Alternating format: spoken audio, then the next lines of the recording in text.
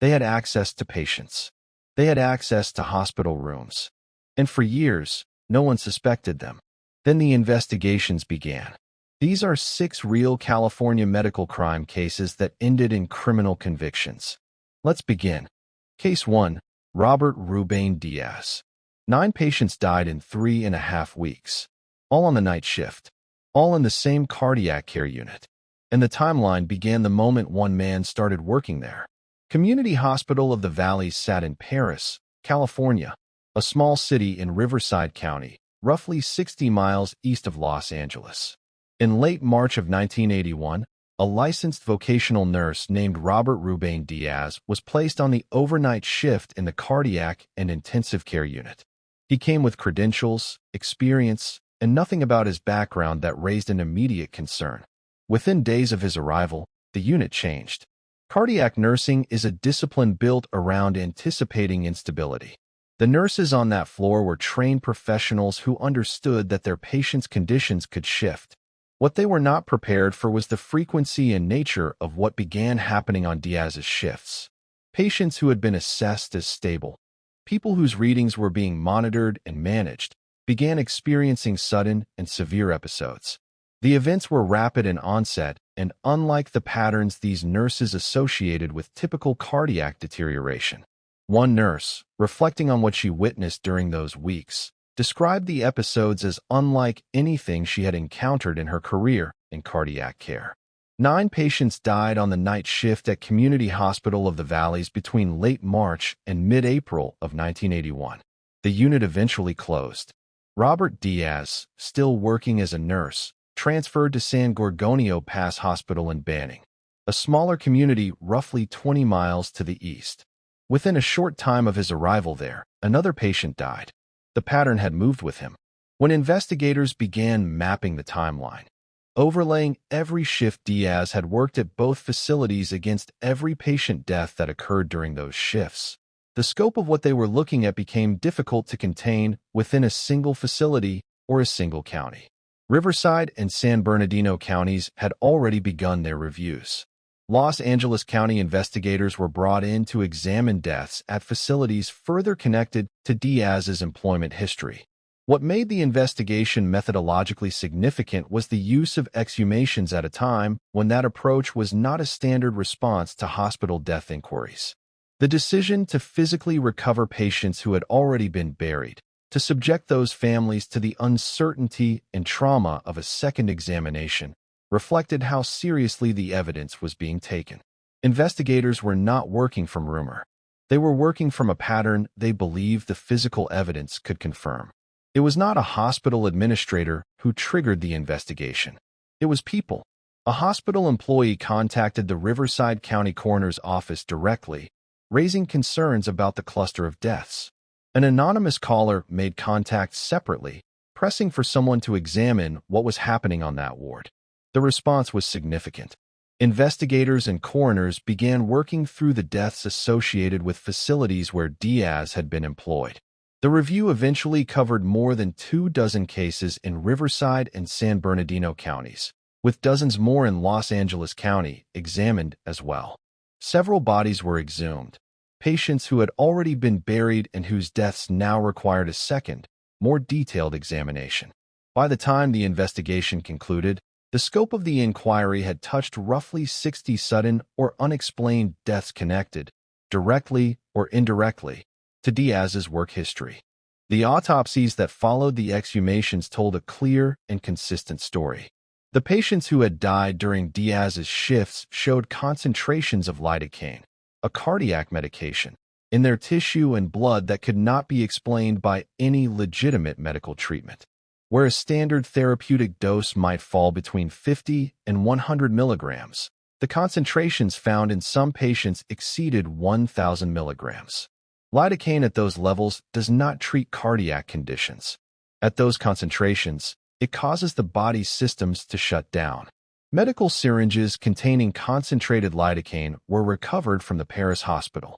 When investigators searched Diaz's home in Apple Valley, they found a partially used vial of 20% lidocaine, a pharmaceutical-grade concentration, along with syringes and packaging that had no legitimate reason to be in a private home.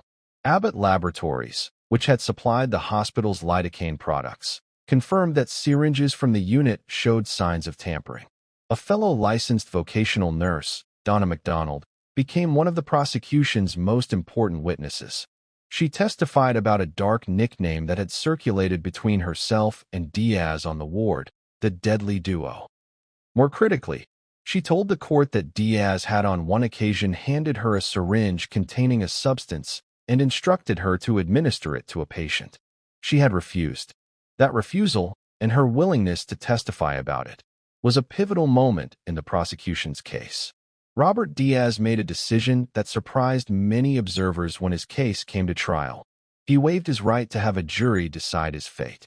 Instead, a single judge, Superior Court Judge John Barnard of Riverside County, would hear the evidence and render the verdict. The trial was extensive. The prosecution called 71 witnesses. The defense called 12, including Diaz himself, who took the stand and denied any involvement in the deaths. He maintained throughout the proceedings that he had not harmed any patient. Judge Barnard was not convinced. On March 29, 1984, he found Robert Ruben Diaz guilty of 12 counts of first-degree murder. The special circumstances of multiple murders applied. On April 11th of the same year, Diaz was sentenced to death. The California Supreme Court reviewed the case and affirmed the judgment in 1992. Every point raised on appeal was rejected. The conviction stood. Among the most enduring questions in the Diaz case was one that prosecutors raised but could never definitively resolve: motive. Why did he do it? No financial incentive was identified. No personal relationship with any of the 12 victims was established. The prosecution argued the evidence was overwhelming. The question of what drove the behavior remained open. Robert Ruben Diaz spent more than 25 years on death row at San Quentin State Prison. He died in 2010 at the age of 67, still awaiting execution, still maintaining his innocence. 12 convictions, affirmed by California's highest court, said otherwise. He remains one of the most thoroughly documented cases of a medical professional convicted of harming patients in California history. Case 2, Efrain Saldivar. The Angel of Death, Glendale, California, 1989 through 1997. He walked into a police station, sat down with investigators, and told them he had lost count of how many patients he had harmed after 60. And then, because the physical evidence had not yet caught up to his words, he walked back out. That could have been where the story ended. It was not. Efrain Saldivar was a respiratory therapist at Glendale Adventist Medical Center, a large hospital in Los Angeles County. He had earned his California Respiratory Care certification in 1989 and spent nearly a decade working the overnight shifts in the hospital's respiratory therapy department. His role gave him direct access to the most medically fragile patients in the building. People who were struggling to breathe, people in the final stages of serious illness, people who depended entirely on the care team around them. For years, something circulated in the quiet language of the overnight shift. Patients who had been stable would be found unresponsive after Saldivar's shift. The rhythm of deaths on the floors where he worked did not match what staff expected. Among some co-workers, a phrase reportedly developed to describe what they observed: a magic syringe. It was spoken quietly, almost as dark humor, and it stayed within the informal channels of the night crew. No formal complaint was filed with the hospital's administration. No report went to a licensing board. The concerns, real as they were to those who held them, did not translate into official action. This is a pattern investigators have found in similar cases: the awareness that something is wrong existing alongside the institutional silence that allows it to continue. That silence held for nearly a decade. This aspect of the Saldivar case is one of the most studied in the literature of healthcare worker misconduct. The informal awareness that existed among some overnight staff, the whispers, the nickname, the shared unease, did not translate into formal action.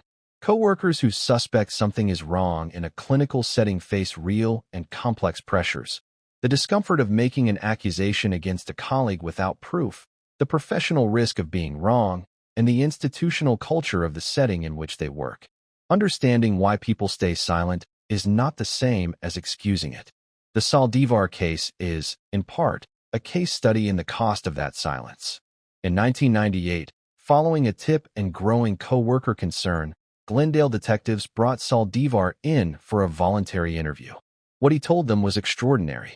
He described a years-long pattern of selecting patients he believed were near death, patients he characterized as suffering, patients he assessed would not survive much longer, and administering substances to end their lives. He identified one of those substances as Pavulon, the brand name for pancuronium bromide. Pavulon is a powerful paralytic agent used in surgical anesthesia with no legitimate respiratory therapy application for the kind of patients he described. Administered without medical indication, it stops the muscles involved in breathing. He told investigators he had lost count of how many patients he had harmed after 60, and that he had reached that number by 1994. He had continued working at the hospital for 3 more years after that. He used the phrase, angel of death, to characterize what he believed his role had been. Without physical evidence to corroborate the confession, and with Saldivar quickly recanting and later giving a television interview in which he walked back everything, prosecutors could not proceed. He was released. The case appeared to be over. The detectives who had worked the case did not close the file. Lead investigator Sergeant John McKillop and his partner continued working through the hospital's records, systematically reviewing patient deaths that had occurred during Saldivar's shifts across his entire career. The number they were working with was approximately 1,050 patients who had died on Saldivar's shifts over roughly 9 years. Of those, the 20 cases considered most likely to yield forensic results were identified. The legal authorizations were sought. The families were notified. 20 bodies were exhumed. The forensic work was conducted through the Lawrence Livermore National Laboratory's Forensic Science Center, a facility with specialized capabilities in detecting trace substances in tissue, including substances that would not normally be present in a patient who had died of natural causes. 6 of the 20 exhumed patients tested positive for lethal concentrations of Pavulon. None had been prescribed the drug. There was no clinical or medical reason for the substance to be present in any of them. The 6 confirmed victims were Eleonora Schlegel, 77 years old, Salbia Satrian, 75 years old, Jose Alfaro, 82 years old, Luina Shidlowski, 87 years old, Balbino Castro, 87 years old, and Myrtle Brower, 84 years old. All were elderly. All had died during Saldivar's shifts. All showed the presence of a drug that had never been prescribed to them. Investigators also noted that during an earlier search of Saldivar's hospital locker, drugs and syringes had been recovered, physical evidence that had been collected and preserved. Facing a death penalty prosecution with 6 confirmed victims and forensic evidence that had survived the appellate process, Saldivar made a decision. On March 12, 2002, he appeared before Superior Court Judge Lance Ito and entered guilty pleas to 6 counts of first-degree murder and 1 count of attempted murder. The attempted murder count involving a patient named Jean Coyle, who had survived. He admitted the special circumstances of multiple murder and murder by poisoning. He received 7 consecutive life sentences without the possibility of parole. He is currently held at California State Prison in Corcoran. The gap between what the legal record established and what the investigation suggested remains one of the defining features of the case. 6 murders were convicted. Saldivar's own statements, made before he recanted, placed the number far higher. The detectives who worked the investigation estimated the true total could have reached 100 or more. Most of those cases were never formally examined. Most of those deaths remain classified as natural. 6 life sentences. An unknown number of patients on the other side of that number. The full truth of Efrain Saldivar's years at Glendale Adventist Medical Center was never fully established in a courtroom, and at this point, it never will be. Case 3. Heather Lang Vass. On December 19, 2018, Megan Espinoza drove to a clinic in Bonita, California, in the South Bay area of San Diego County. She was 36 years old. She was a kindergarten teacher. She was a mother of 2 children. She had an elective surgical appointment that afternoon, a routine procedure at a private plastic surgery clinic called Divino Plastic Surgery. She never went home. Divino Plastic Surgery was owned and operated by Dr. Carlos Chacon, a plastic surgeon based in the Bonita area. The clinic offered cosmetic procedures and had a functioning medical staff. Among the people working at Divino was Heather Lang Vass, a registered nurse. What Heather Lang Vass did not have, and what she was legally prohibited from doing, was administering anesthesia. That is a specialized field requiring additional years of advanced training and a separate license. Registered nurses are not qualified to manage anesthetic sedation for surgical patients. It is a clearly defined boundary in medical practice. Heather Lang Vass crossed that boundary not once, but, according to court documents and the judge who later sentenced her, approximately 100 times. During Megan Espinoza's procedure that afternoon, Vass administered a combination of sedation medications, including ketamine, fentanyl, and an oral painkiller, to keep the patient unconscious and pain-free during surgery. She was not qualified to do this. She had no anesthesia training. She had no monitoring protocols in place that would meet clinical standards for surgical sedation. Megan Espinoza went into cardiac arrest on the operating table. Dr. Chacon attempted resuscitation, and then, according to the investigation that would follow, he did not call for emergency services. Not immediately. Instead, he called 2 anesthesiologists he worked with to ask for advice. 3 hours passed. 3 hours after Megan Espinoza first went into cardiac arrest, Dr. Chacon dialed 911. She was transported to a hospital. She did not recover. Megan Espinoza died approximately 6 weeks after that procedure, in early 2019, from the events that occurred on December 19th. The Medical Board of California launched a formal investigation into what had taken place at Divino Plastic Surgery. Investigators documented the delayed emergency call.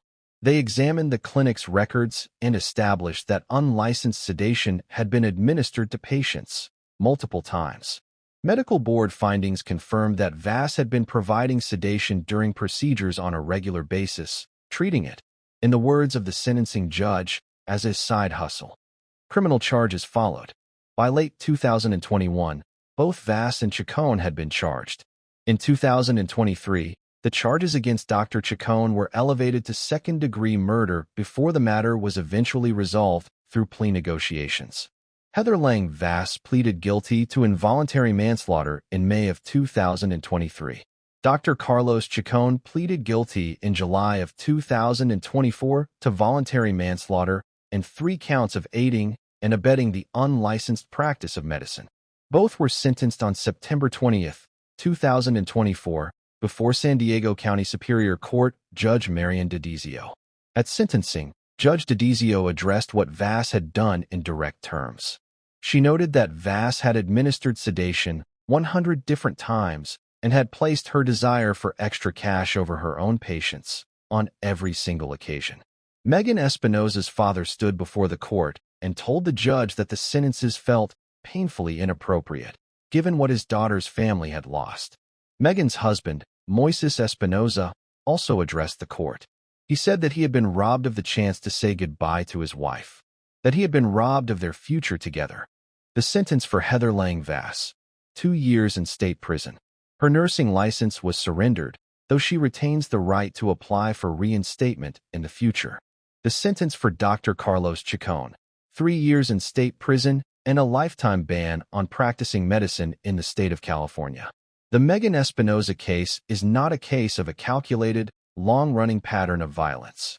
It is a case of professional boundaries ignored for profit, of an emergency that was handled with devastating slowness, and of a patient who walked into a clinical setting and placed her trust in the people responsible for her care. That trust was not honored. Megan Espinoza was 36 years old. She left behind 2 children, a husband, and a family whose loss was made harder by the knowledge that it did not have to happen. Case 4. Dana Sue Gray. In February of 1994, something began to change in a quiet stretch of Riverside County, California. The communities of Canyon Lake, Lake Elsinore, and Sun City sat in the inland valleys southeast of Los Angeles, small, suburban, and largely calm. These were neighborhoods where older residents often lived independently or with minor assistance, and where crime was not something most people thought about on a daily basis. 3 elderly women were killed within the span of a single month. A 4th was attacked and survived. The victims did not know each other.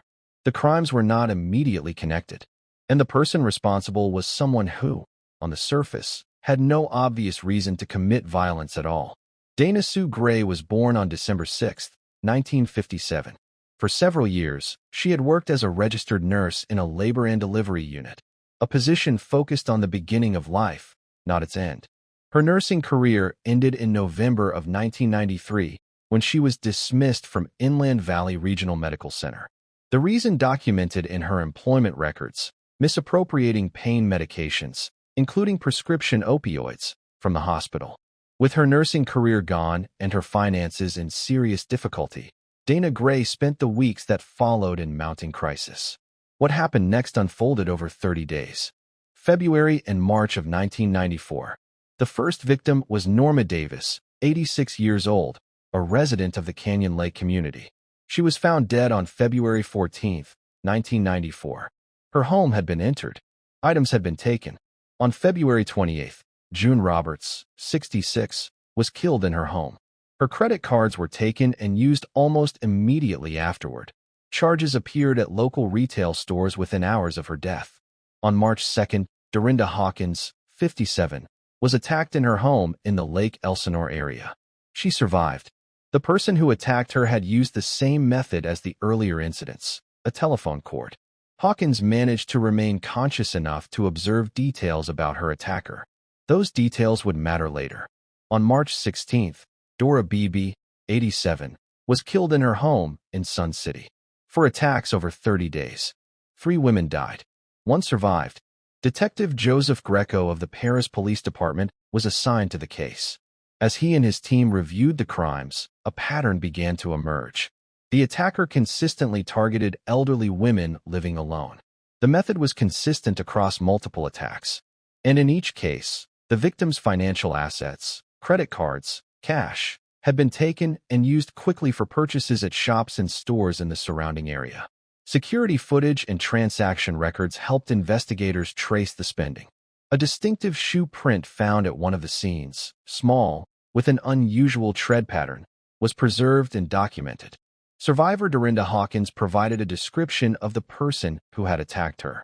It was one of the most important pieces of the investigation.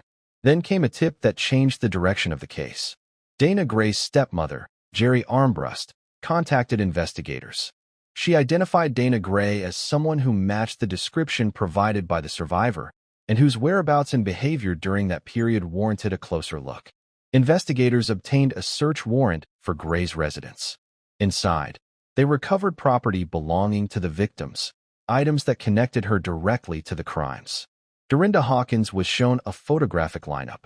She identified Dana Sue Gray as the woman who had attacked her. Dana Sue Gray was arrested in March of 1994. The charges against her were serious: 2 counts of murder with special circumstances, 1 count of attempted murder, and related charges connected to the theft of the victim's property. Facing the possibility of the death penalty, Gray and her attorneys pursued an insanity defense. The court found her competent to stand trial. In the days before her scheduled trial date in September of 1998, Dana Sue Gray accepted a plea agreement. She pleaded guilty. Under the terms of the plea, she was convicted on 2 murder counts and the attempted murder charge. The death of the first victim, Norma Davis, was not included in the formal charges she faced under the agreement. On October 16, 1998, Dana Sue Gray was sentenced to life in prison without the possibility of parole. She is currently incarcerated at the Central California Women's Facility in Chowchilla, California. Dana Sue Gray's background as a nurse is a documented part of her history and was part of how investigators and the public understood the case. However, it is important to state clearly, her victims were not her patients. She had already lost her nursing license before the attacks began. The women she targeted were elderly residents of her community, not people in a clinical care setting. What connects this case to the theme of medical workers and crime is the environment from which she came, and the questions it raises about the pressures and breakdowns that can occur when someone trained in a role of care loses that role entirely. The 4 victims, Norma Davis, June Roberts, Dorinda Hawkins, and Dora Beebe, were private individuals living independently in their own homes. They were not patients. They were neighbors. And 3 of them did not survive. Case 5. Dr. Su Ing Lisa Sang. In 3 years, she wrote more than 27,000 prescriptions. That is an average of 25 prescriptions every single day. Not for a major hospital system. Not for a large urgent care network. For one small storefront medical office in Rowland Heights, California.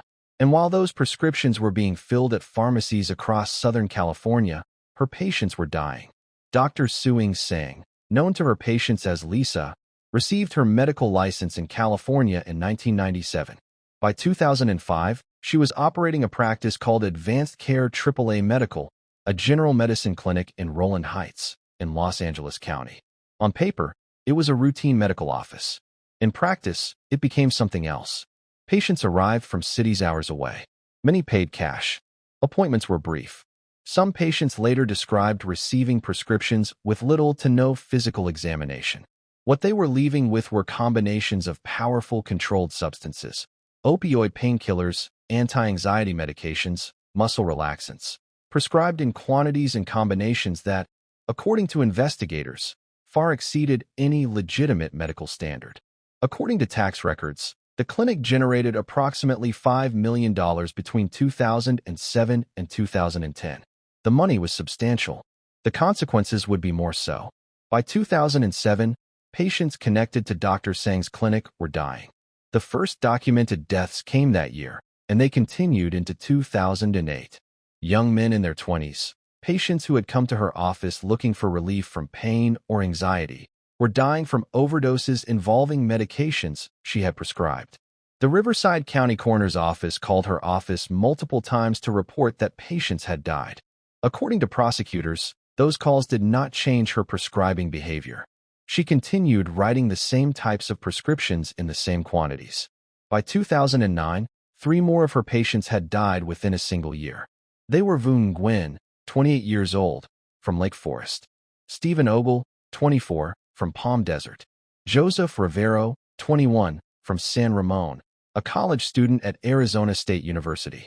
Each of them had died from a drug overdose involving medications Dr. Sang had prescribed.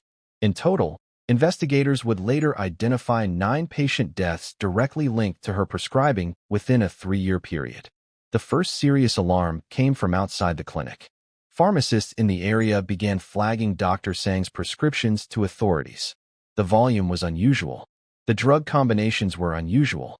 The pattern of cash-paying patients traveling long distances to a small general practice was unusual. Federal and state investigators opened a case. Over the following months, roughly 10 undercover operatives visited Dr. Sang's clinic and documented what they found. In some visits, prescriptions for controlled substances were issued with minimal or no clinical examination. In one visit, the encounter was recorded on hidden video. A search warrant was executed at the clinic in August of 2010. Dr. Sang's Drug Enforcement Administration certificate, her federal authorization to prescribe controlled substances, was immediately suspended. Her medical license was surrendered before her arrest. Testimony from her own office staff would later reveal that patient files were disorganized and incomplete, and that in some cases, documentation had been falsified. Dr. Su Ing Sang was arrested in March of 2012. The case that went before a Los Angeles County Superior Court jury was unlike most criminal trials involving a medical professional. Prosecutors argued that Dr. Sang's conduct had crossed so far beyond any recognizable standard of care, and that she had continued prescribing even after being notified repeatedly that her patients were dying, that her actions constituted not negligence, but murder. It was a legal argument that had rarely been tested in an American courtroom with a licensed physician. The jury deliberated and reached a verdict on October 30, 2015. 3 counts of second-degree murder, 19 counts of unlawfully prescribing a controlled substance, 1 count of obtaining a controlled substance by fraud, 23 total counts of conviction. The presiding judge was Superior Court Judge George G. Lamelli. On February 5, 2016, Dr. Su Ing Lisa Sang stood before the court for sentencing. She was sentenced to 30 years to life in state prison, with no possibility of parole for 30 years. It was the first time in United States history that a physician had been convicted of murder for the act of overprescribing controlled substances to patients. The conviction drew national attention not just because of the outcome, but because of what it said about accountability and about what happens when warning signs are ignored long enough. Dr. Tsang has been in the custody of the California Department of Corrections and Rehabilitation since her arrest in 2012. The families of Vu Nguyen, Stephen Ogle, and Joseph Rivero waited years for that verdict. Each of those young men had been someone's child, someone's friend, patients who had trusted a licensed physician with their health. That trust had consequences that could not be undone. Case 6. Melissa Galvani. 36 vials of a controlled substance went missing. When staff called law enforcement, they did not yet know who was responsible. They knew only that the medication count was wrong, and that the discrepancy was too large to explain away. Days later, 13 more vials disappeared. At that point, investigators knew exactly where to look. Melissa Galvani had been hired as a registered nurse at an ear, nose, and throat medical center in Fresno, California in November of 2019. The facility was an outpatient center, a setting where patients come in for scheduled procedures and go home the same day. Among the medications used for those procedures was fentanyl, a powerful opioid-based painkiller administered in precise, carefully measured doses as part of patient sedation protocols. Fentanyl in any medical setting is handled under strict controlled substance regulations. Every vial drawn must be logged. Every dose administered must be documented. Any medication remaining in an open vial at the end of a procedure must be disposed of through a witnessed, protocol-driven process. These systems exist because fentanyl is potent, tightly regulated, and vulnerable to diversion. Galvani had been working at the facility for approximately 2 weeks when, according to the investigation, she began taking advantage of those systems. Drug diversion by healthcare workers is a recognized and documented problem across the United States. The Drug Enforcement Administration and state nursing boards have tracked hundreds of cases in which licensed nurses, surgical technicians, and other clinical staff removed controlled substances from healthcare settings for personal use.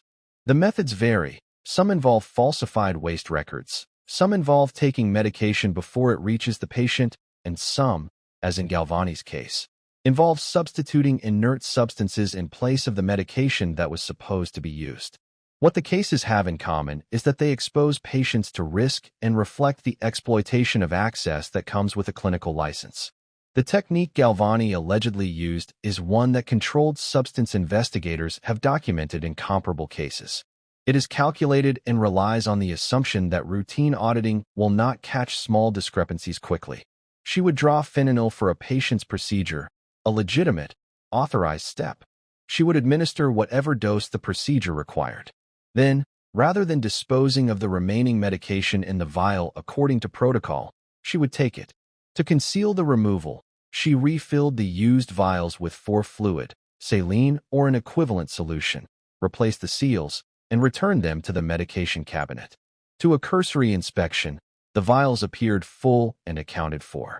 When coworkers noticed that Galvani was leaving the procedure area and going to the restroom frequently, a pattern that stood out during patient procedures, she explained it by telling them she was pregnant. The explanation was accepted. The pattern continued. The scheme came undone during a daily controlled substance inventory. Melissa Vainakis, the facility's director of nurses, was conducting the count when the numbers did not add up. 36 vials of fentanyl were missing, not a rounding error, not a documentation gap. They were simply not there. The Fresno Police Department was contacted. Detectives were assigned. Days later, the center called again. Another 13 vials had disappeared during the ongoing investigation. The director identified Galvani as the last person to have accessed the medication cabinet before each discrepancy was discovered. That information focused the investigation directly. When Fresno Police Detective Dean Cardinale and other investigators went to speak with Galvani at her home in Clovis, what they observed supported the direction the investigation had already taken. According to Detective Cardinale's later testimony, when Galvani came to the door, her physical presentation was consistent with someone under the influence of an opioid. He further testified that she had visible track marks on both arms, running from her wrists upward. She made admissions to investigators during that conversation. She told them she had taken the fentanyl from the medical center. She told them she had used it herself. She said she had disposed of the refilled vials in an open field. The Fresno County case addressed Galvani's conduct at the Yenti Medical Center. She also faced separate criminal charges in Madera County related to similar alleged conduct at another facility.